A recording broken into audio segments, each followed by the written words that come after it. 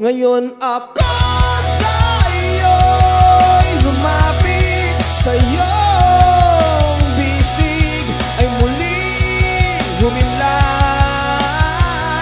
Mahalin kang tapat at walang kapantay, sa isip, sa puso, ikaw lamang ang aking paglilingkuran. Gamitin mo ako, Ama, bilang tinig ng iyong walang hanggang pag-ibig.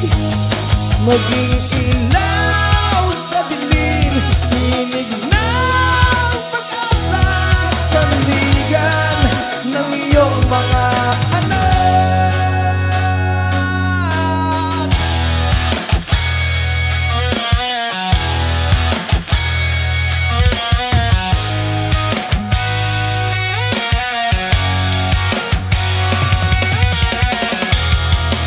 Hindi ka tatalikuran, hindi ka ipagkakaila, ang iyong biyaya ipahahayag ko sa lahat ng dako, sa lahat ng oras.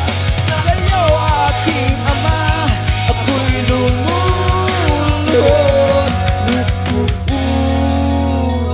nagmamahal at maglilingkod hanggang sa walang hanggan.